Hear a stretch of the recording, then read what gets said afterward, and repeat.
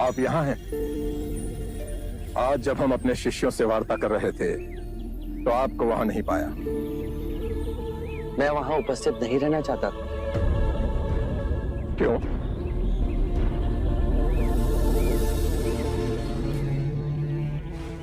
आप अपने शिष्यों को संबोधित कर रहे थे।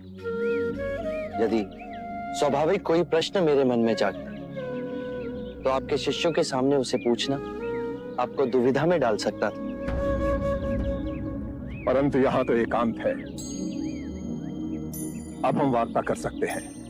कृपा करें, आप दुख के संबंध में कुछ कह रहे थे। क्या आप ये मानते हैं कि दुख सत्य है? क्या आप ये भी मानते हैं कि दुख के कारण भी है? हाँ। यदि कारण है तो दुख तो रहेगा, और यदि कारण ही समाप्त हो जाए तो दुख भी लुप्त हो जाएगा, जैसे सूर्य के प्रकाश से अंधेरा। आप सुनी सुनाई बातें नहीं कहते, अपने गहन अनुभव के आधार पर कहते हैं। आप धर्म और सिद्धांत की नहीं, देखी हुई बातें कहते हैं। आपने कहा कि मुक्ति का मार्ग है अपने विवेक को जगाना और गूढ़ ध्यान में लिप्त हो जाना, जिससे मनुष्य स्वयं को और इस संसार को भली भांति समझ सकता है। परंतु एक प्रश्न है, ये जो सारी विधियां हैं, रीतियां हैं, पूजा पाठ हैं, क्या ये सब व्यर्थ है?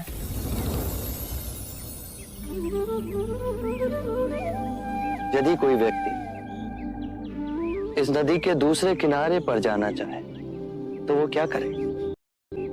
यदि जल गहरा नहीं है तो वो चलकर जा सकता है, और यदि जल गहरा है तो वो नाव की सहायता जा सकता है या स्वयं तैरकर जा सकता है। यदि वो चलना ना चाहे और ना ही तैरने को तैयार हो और ना ही नाव ले जाने को तैयार हो, और वो कहे कि मैं प्रार्थना करता हूं इस नदी का दूसरा किनारा स्वयं चलकर मेरे पास आ जाए, तब तो ऐसे व्यक्ति को मूर्ख कहेंगे, महामूर्ख।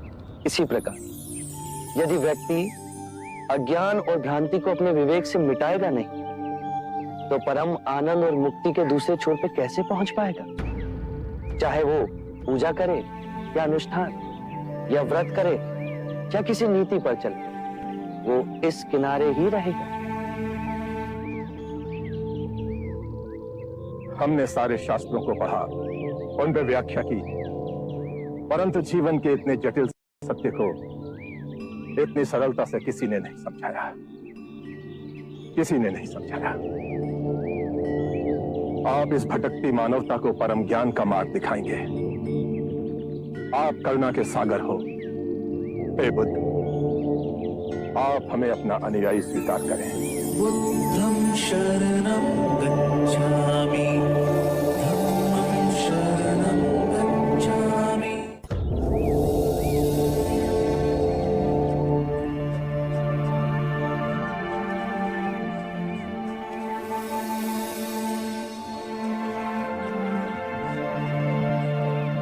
हे पराक्रमी, हे युग पुरुष, आज बुद्ध की शरण में हम आते हैं, आज धर्म की शरण में हम आते हैं, आज संघ की शरण में हम आते हैं।